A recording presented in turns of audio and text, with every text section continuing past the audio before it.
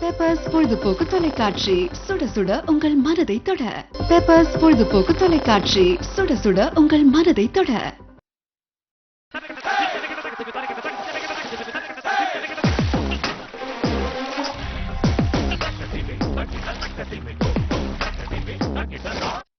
Hi viewers, வணக்கம் and welcome to பா.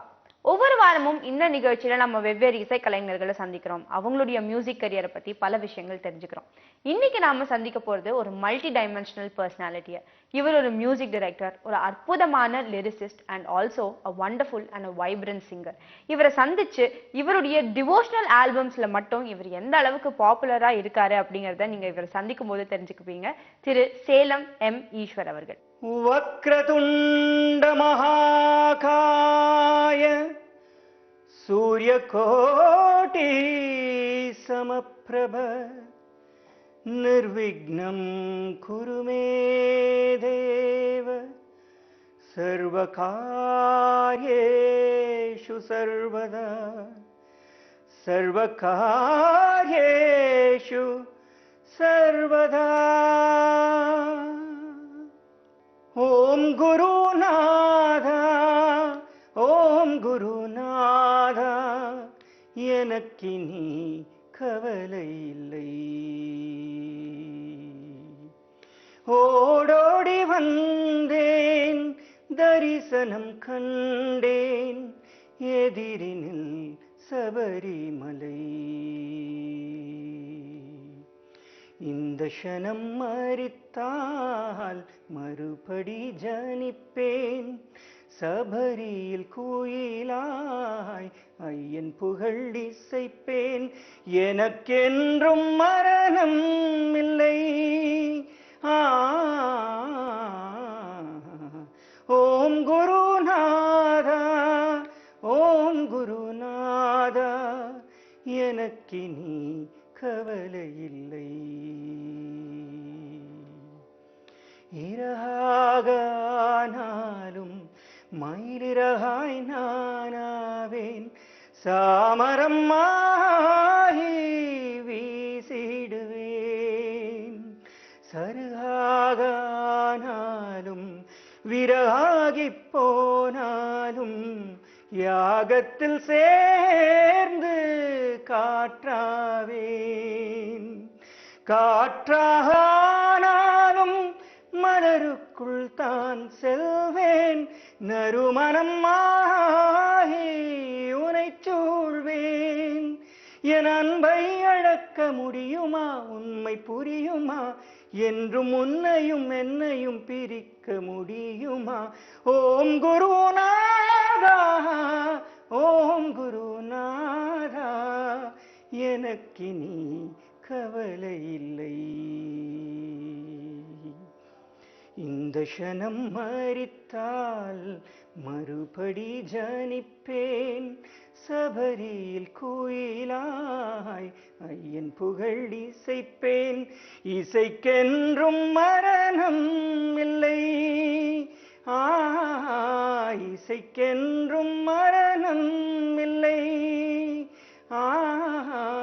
இசைக்கென்றும் மரணம் இல்லை. ரொம்ப ரொம்ப அருமையா இருந்தது சார். அண்ட் உங்களுடைய பிகினிங்கே நிச்சயமா இவ்வளோ டச்சிங்கா இருந்தது. அண்ட் இன்னும் இந்த நிகழ்ச்சி ஃபுல்லா இந்த மாதிரியான பாடல்களை கேட்க போறோம்னு நினைக்கும் போதே சந்தோஷமா இருக்கு. இப்போ உங்களுடைய இசை பயணத்துடைய துவக்கத்தை பத்தி சொல்லுங்க. இசையில உங்களுக்கு வந்த ஈடுபாடு பத்தி சொல்லுங்க. Basically I believe that life is full of magical moments. நான் வந்து actually I am a businessman in Salem. இது வந்து என்னுடைய பாலிய காலம். It's long back, say 15 years back. வந்து சேலத்தில் வந்து ஒரு ட்ரஸ்ட்டில் வந்து ஐயப்பன் கோயில் ஒன்று கட்டினாங்க. பிரம்மாண்டமாக கட்ட ஆரம்பித்தாங்க. அதுக்கு ஒரு ஃபவுண்டேஷன் ஸ்டோன் அந்த அடிக்கல் நாட்டு விழாக்கு வந்து பத்மஸ்ரீ கேஜே யேசுதாஸ் சார் வந்து வந்திருந்தார். அதுக்கு அப்போது வந்து அந்த அந்த ஆஸ்பீஷியஸ் மூமெண்ட்டில் வந்து அவர் ஒரு பாட்டு பாடினார். அப்புறம் எங்கள் அப்பா சொன்னார் என் பையன் கூட பாடுவான்னு. அப்போ ஒருத்தருக்கு ஒருத்தர் அறிமுகம் இல்லை அண்ணா கூட எனக்கு. ஐ சாங் அ சாங். இது எதுக்கு சொல்கிறேன்னா, சின்னவன் பெரியவன்ற பாகுபாடெல்லாம் அவ்வளோ பெரிய மேதைக்கு கிடையாதுங்க. சொன்ன உடனே ஓகே தம்பி பாடட்டுமே. அப்போ நான் வேற குட்டி பையன். அப்போது பாடின உடனே அந்த பாட்டை கேட்டார், ஒரு ஐயப்பன் சாங். வந்து கேட்ட உடனே ரொம்ப நல்லா இருக்கு தம்பி, இது வந்து யார் பாடின பாட்டு அப்படின்னாரு. அப்போ தான் சொன்னேன், அண்ணா இது நானே எழுதி நானே மெட்டு போட்டு நானே பாடுறேன் அப்படின்னு. வந்து he was so surprised. அப்படியான்னு கேட்டுட்டு யார் உங்க குருமார்கள் எல்லாம் கேட்டுட்டு அப்புறம் போயிட்டாரு. அப்புறம் அது I left it at that. அப்புறம் என்ன அப்படியே விட்டாச்சு. அப்புறம் ஷுட் பி அரௌண்ட் 6 months. அதுக்கப்புறம் அவர் வந்து அவரோட ஃப்ரெண்டு ஒருத்தருக்கு கால் பண்ணி சேலத்தில், அந்த பையன் அன்னைக்கு பாடின அந்த பையன் வந்து ஏதோ ஒன்று எனக்கு டிஸ்டர்ப் பண்ணுது, என்னமோ ஒரு அதில் ஒரு ஃபீல் இருக்குது, அந்த பையனை வர சொல்லுங்கள் சென்னைக்கு அப்படின்னு இருக்காரு. He didn't know my whereabouts, எங்கே இருக்கேன் என்ன எதுவும் தெரியாது. அப்புறம் அவர் ஃப்ரெண்டு அவருக்கு சொல்லி நான் எங்கள் அப்பா கூட வந்து I went to meet him. போன உடனே என்னப்பா என்னென்ன பண்ணியிருக்க சொல்லுப்பா அப்படின்னாரு. அவரை பார்த்த உடனே எனக்கு வெடன்னு இருந்தது.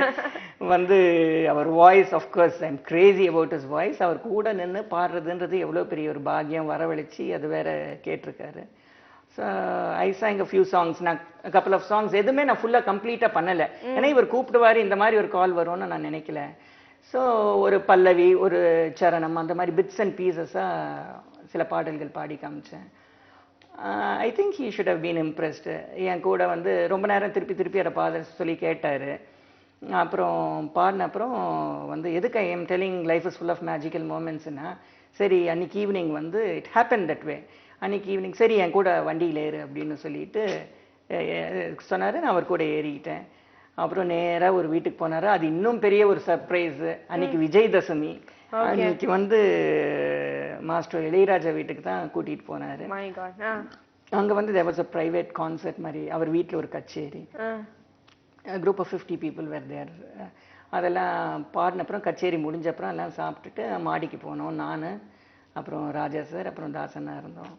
அப்போ வந்து தாசண்ணா வந்து ராஜா சார் கிட்ட போய் ஆசீர்வாதம் வாங்கிக்கோ அப்படின்னாரு. எதுக்கு சொல்றாருன்னு தெரியல, பட் எப்படி இருந்தாலும் வந்து அவர்கிட்ட வாங்க தான் காத்துக்கிட்டு இருந்தேன் நான். அப்புறம் போய் ஆசீர்வாதம் வாங்கின அப்புறம் நான் வந்து சொன்னார், ராஜா இவன் தான் வந்து தம்பி இந்த வருஷம் என்ன ஐயப்பன் டிவோஷனல் பண்ணுறான். அந்த மோமெண்ட் வரைக்கும் எனக்கு தெரியாது, ஏதோ காலையில் கூப்பிட்டாரு பாட சொல்கிறாரு, I don't know what he's got in மைண்டுன்னு. அப்புறம் நான் வந்து அவர்கிட்ட சொன்னேன், ஆனால் ஒரு நிமிஷம் அப்படின்னு. என்னப்பா நான் வந்து கேட்டேன். ஆனால் என்னெல்லாம் நம்பி நீங்கள் பண்ணாதீங்க, நான் இதெல்லாம் எனக்கு ஒன்றும் அவ்வளோ பக்குவப்பட்டவன் இல்லை, நீ கேட்டீங்க பான்னு. அவர் கபகபான்னு சிரிச்சிட்டு என்ன சொல்கிறான் தெரியுமா ராஜா, ஒன்றும் தெரியல அப்படின்ற அப்படி. But I have a feeling இது வந்து கற்றுக்கிட்டு வர மியூசிக் இல்லை, இது வந்து மியூசிக் ஷுட் பி வித்தின். உனக்கு எதோ ரொம்ப ஜென்ம ஒரு இது கிருபை இருக்குன்னு நான் நினைக்கிறேன். And after all it's my money, நான் பண்ண போகிறேன், உனக்கு என்ன தயக்கம், நீ பண்ணு உன் இஷ்டத்துக்கு அப்படின்னாரு. அதுதான் ஃபர்ஸ்ட் நான் பண்ணது தான் ஐயன் 2 பொற்பாதங்களே சரணம் அப்படின்னு சொல்லிட்டு அந்த ஆல்பம் பண்ணேன். It was melody west numbers. அது வந்து it became a phenomenal hit. Sir, இப்போ உங்களுடைய ப்ரொஃபைல் பத்தி நம்ம பார்த்துட்டு வரும்போது அண்ட் இப்போ நீங்க பாடிய பாடல்களை கேட்கும்பொழுது நீங்க ஒரு கம்போசர் அண்ட் ஆல்சோ ஒரு lyricist and at the same time a lovely singer. So இது எல்லாம் சேர்ந்து இருக்கும் பொழுது உங்களுக்கு how to you manage that? Because ஏன்னா இப்போ உங்களுக்கு பாடுறதுக்கு சில பேர் வருவாங்க, நீங்க நிறைய ஆர்டிஸ்டோட ஒர்க் பண்ணுவீங்க அண்ட் அவங்க கிட்ட இருந்து ஒர்க் எக்ஸ்ட்ராக்ட் பண்றது is a separate talent. But also நாமளே நம்மளை சாட்டிஸ்ஃபை பண்ணிக்கிறதுங்கிறது இட்ஸ் அ டிஃப்ரெண்ட் திங். இது ரெண்டுத்தையும் நீங்க எப்படி பேலன்ஸ் பண்றீங்க? வந்து ஒவ்வொரு மனுஷனுக்குள்ளேயும் ஒரு அந்நியன் இருக்கிற மாதிரி எனக்குள்ள 3 அந்நியனுங்க வந்து ஒன்று வந்து ப்ரொனவுன்ஸ்டாக வெளியில் வரப்போ மற்றவங்க வந்து டார்மெண்ட் ஆகிடுவாங்க. ஃபர்ஸ்ட் இதில் நான் மறக்க நினைக்கிறது வந்து நான் ஒரு நல்ல பாடகன் ஆர் வாட் எவர் ஐ எம் சிங்கர்ன்றது நான் வந்து மறக்கணும்னு நினைக்கிறேன். ஏன்னா நான் பாடி ஜாஸ்தி ஆல்பம்ஸ் வந்தது இல்லை. எனக்கு வந்து I am doing it with ப்ரொஃபஷனல்ஸுங்க. அப்படி ப்ரொஃபஷனல்ஸ்னு பார்க்குறப்போ அவங்க கூட என் வாய்ஸையே நான் மனசில் வச்சுட்டு கம்போஸ் பண்ண ஆரம்பித்தேன்னா நேச்சுரலாக ஒரு லிமிட்டேஷன் வந்துடும். என் ரேஞ்சுக்கு தகுந்த மாதிரியே இப்போ வந்து ஹீரோ கம் டைரக்டர்னு வர்றப்போ அவங்களுக்கு தகுந்த மாதிரியே ஸ்கிரிப்ட் பண்ணுவாங்க இல்லையா, அந்த மாதிரி ஒரு லிமிட்டேஷன். தப்புன்னு நான் சொல்ல வரல, பட் அந்த மாதிரி லிமிட்டேஷன் என் பாட்டுக்கு வரக்கூடாதுன்னு. அதனால நான் ஃபர்ஸ்ட் வந்து ஒரு சிங்கர்ன்றதை மறந்துடுவேன். அதுக்கப்புறம் வந்து ரொம்ப ரொம்ப நான் முக்கியமா பார்க்கறது ஒரு டியூன். அதுக்கப்புறம் தான் என்னோட கருத்து என்ன அப்படின்னா வந்து மெயின்லி த சுப்ரனோ, அந்த மியூசிக் மெலடி. அதுக்கப்புறம் தான் வரிகள் ரொம்ப முக்கியம். அது எனக்கு நிறைய பேர் வாங்கி கொடுத்துருக்கு லிரிக். பட் அந்த டியூன், ஏன்னா ஒரு டியூன் ஹம் பண்ணோன்னா லாங்குவேஜ் பேரியர் இல்லாமல் யாருமே லயிச்சு போயிடுற மாதிரி அதுக்கு ஒரு ஆகர்ஷண சக்தி உண்டு. அதனால் அந்த மாதிரி ஒரு மெலங்கலிக் டியூனை தான் நான் தேடிக்கிட்டே இருப்பேன். அந்த டியூன் வந்த அப்புறம் தான் அதுக்கு வந்து லிரிக் எழுத ஆரம்பிப்பேன். இதில் ரொம்ப டஃப் ஜாப்னா basically I am person who speaks Telugu, என் mother tongue Telugu. But Tamil மேலே ஒரு தீராத ஒரு காதல் உண்டு. It's so lovely. ஸோ அதனால் music it is a universal language. It has no இந்த பேரியர்ஸ் எல்லாம் ஒன்றும் இல்லை. ஸோ அதனால் கம்போஸ் பண்ண அப்புறம் ரொம்ப ரொம்ப டிஃபிகல்ட் ஏரியா அப்படின்றது தெரிஞ்சோ தெரியாமல as a lyricist வந்து ஒரு பேர் கிடைச்சிருச்சுங்க. ஸோ அதுக்கு ஜஸ்டிஃபை பண்ணணும் அப்படின்னா ரொம்ப மெனக்கெடணும். சரி நமக்கு ஈஸியாக ஒரு லிரிக் ஒரு ஃப்ரேஸ் கிடைச்சிருச்சு, அதுக்கு டியூன் பண்ணலான்னு சொல்லி கம்ஃபர்டபுளாக இருந்துக்கலாம். But I want to come out of my comfort zone. நான் எப்படியோ ஒரு அழகான டியூன் எனக்கு அமைஞ்சிருச்சுன்னா அப்புறம் மண்டையை பிச்சிட்டாவது அதுக்கு ஒரு லிரிக் எழுதிடுவேன் நான். I'll sing this song. And of course உங்களுடைய லிரிக்ஸ் பத்தி பேசும்பொழுது டிரெக்டா வந்து it just goes and touches the audience or your heart, listeners or your heart, and at the same time definitely even the gods will come down for your lyrics ன்னு சொல்லலாம் definitely. ஏன்னா அந்த kind of connect it gives and also I'm sure audienceம் சரி நானும் சரி we definitely want to listen to more and more of such songs. And so one இப்போ ஒரு சின்ன பாடல். வலை வீசும் மீனவனுக்கு கடல்தானே சாமி, பாலுண்ணும் பாலகனுக்கு தாய்தானே சாமி. வலை வீசும் மீனவனுக்கு கடல்தானே சாமி, பாலுண்ணும் பாலகனுக்கு தாய்தானே சாமி. ஊரெல்லாம் பக்கு கல்லுள்ளும் சாமி, என்னை போன்ற பாடகனுக்கு இசைதானே சாமி. அந்த இசையாலே நான் சொல்வேனே சரணம் குரு சுவாமி.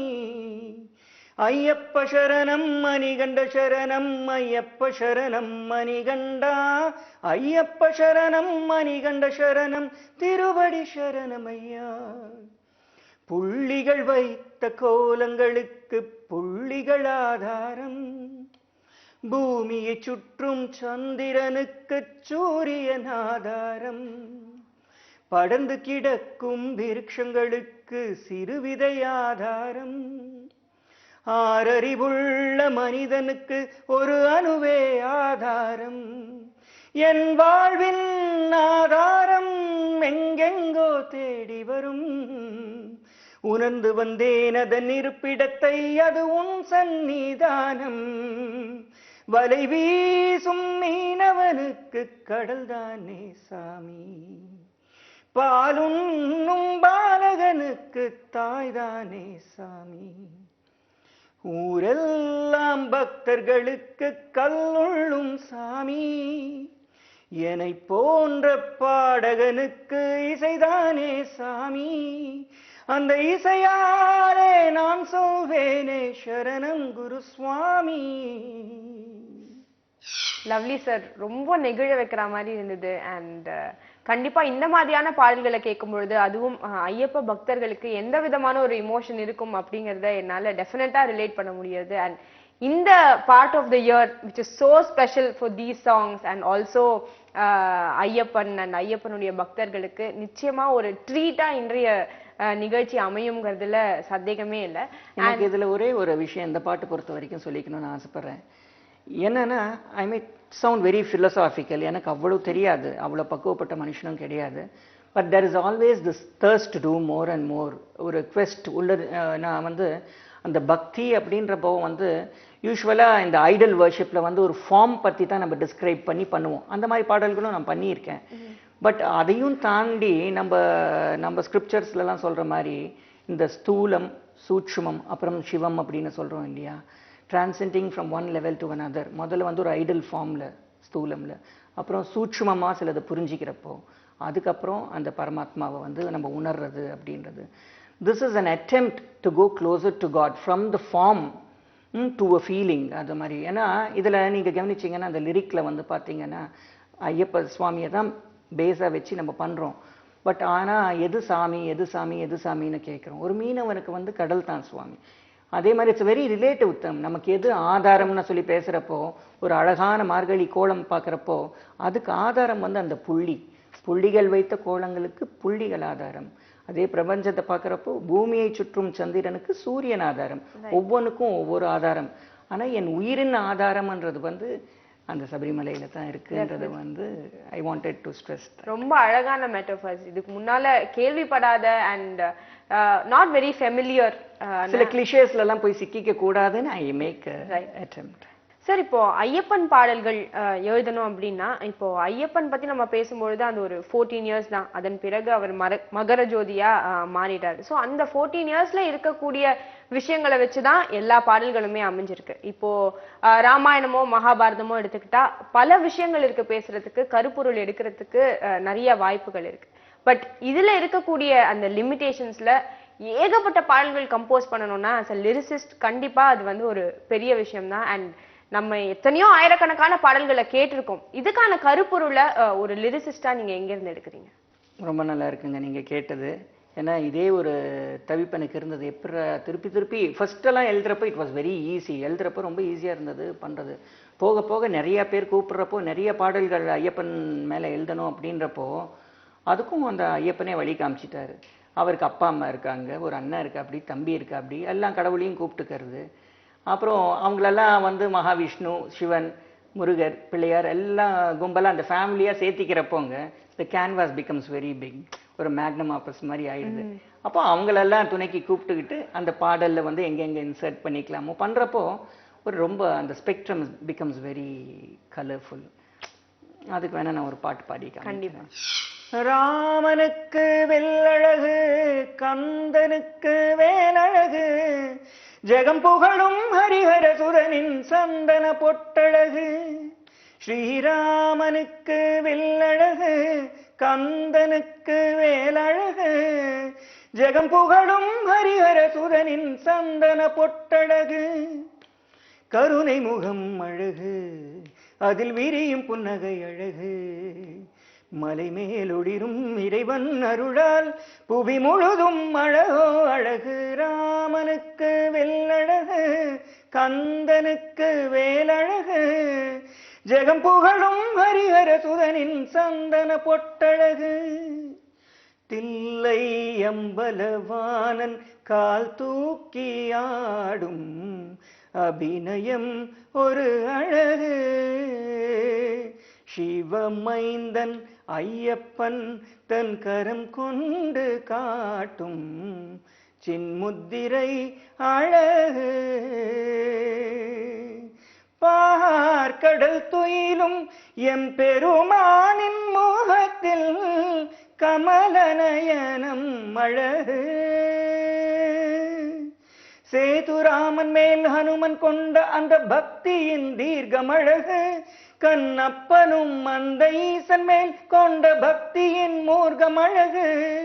பக்தி அழகு, பக்தன் அழகு, இரண்டும் சேர்ந்தால் அழகோ அழகு. ராமனுக்கு, ஸ்ரீராமனுக்கு, தசரத ராமனுக்கு வில்லழகு, கந்தனுக்கு வேலழகு, ஜெகம் புகழும் ஹரிஹர சுரனின் சந்தன பொட்டழகு. என்ன வரம் கேட்பேன் நானே, மனமறிந்து அருளும் சபரீஸ்வரனே. என்ன வரம் கேட்பேன் நானே, என் மனம் அறிந்து அருளும் சபரீஸ்வரனே. புகழை நான் வேண்டவா, பொருளை நான் வேண்டவா, புகழை நான் வேண்டவா, பொருளை நான் வேண்டவா, நல்ல பண்பை நான் வேண்டவா, இவை யாவும் கலந்த நீ ஈசன் மகனல்லவா. என்ன வரம் கேட்பேன் நானே, மனமறிந்து அருளும் சபரீஸ்வரனே. வானத்தில் நான் இருந்தால் மேகமாக ஆகணும், சபரிமலை மேல் தவழ்ந்து மழையாக பொழியனும். கடலுக்குள் நான் இருந்தால் முத்துக்கள் கோர்க்கனும், முத்துக்கள் கோர்த்து வந்து ஐயனுக்கு சூட்டனும். மனிதனாக பிறந்து விட்டேன், எப்படி நான் வாழனும். மனிதனாக பிறந்து விட்டேன், எப்படி நான் வாழணும்? இசை என்னும் மந்திர கோலால் மதங்களை சேர்க்கணும். மதங்கள் என்னும் மலைகள், ஜாதி என்னும் தடைகள் கடந்திட ஐயனும் அருளினை நான் பெறவே என்ன வரம் கேட்பேன் நானே, மனமறிந்து அருளும் சபரீஸ்வரனே. புகழை நான் வேண்டவா, பொருளை நான் வேண்டவா, புகழை நான் வேண்டவா, பொருளை நான் வேண்டவா, நல்ல பண்பை நான் வேண்டவா, இவை யாவும் கலந்த நீ ஈசன் மகனல்லவா, என்ன வரம் கேட்பேன் நானே, மனமறிந்து அருளும் சபரீஸ்வரனே. சார், ஸோ நீங்க இவ்வளவு வருஷ உங்களுடைய பயணத்துல ஏகப்பட்ட ஆல்பம்ஸ், ஏகப்பட்ட சாங்ஸ், அண்ட் அதுல சூப்பர் ஹிட் ஆன சாங்ஸ் வந்து ரொம்பவே அதிகம். அதுல உங்களுக்கு ரொம்ப ஸ்பெஷலான ஒரு பாடல்? நான் சமீபத்தில் ஸ்ரீரங்கம் போயிருந்தப்போ எனக்கு ஒரு மிகப்பெரிய பேர் கிடைச்சிது. இந்த சென்ஸ் அங்கேருந்த பட்டர்கள் எல்லாம் சொன்னாங்க, சார் உங்களுக்கு ஒரு சேலஞ்ச் வைக்கிறோம், இங்கே சுற்றி முற்றி ஒரு 5 கிலோமீட்டர்ஸ் ரேடியஸில் போய் பாருங்கள், வந்து ஒருத்தர் வீட்லேயாவது இந்த பர்டிகுலர் சாங் இல்லாத வீட்டை நீங்கள் காட்டுங்க, நாங்கள் வந்து நீங்கள் சொல்கிறதுக்கெல்லாம் நாங்கள் சரின்னு சொல்கிறோம் அப்படின்னு தமாஷா சொன்னாங்க. அந்த அளவுக்கு வந்து இந்த பாட்டு வந்து உலகம் பூரா ரொம்ப ஃபேமஸ் ரங்கநாயகன் மேலே. அந்த ஒரு பாட்டு கண்டிப்பா சார். என் நெஞ்சில் பள்ளி கொண்டவன் ஸ்ரீரங்கநாயகன், என் நெஞ்சில் பள்ளி கொண்டவன் ஸ்ரீரங்கநாயகன், சயனத்தில் ஆதிசேஷன் மேலே திருவடி, திருமகள் மடி மேலே பூலோகநாயகன் ஸ்ரீரங்கன், என் நெஞ்சில் பள்ளி கொண்டவன்,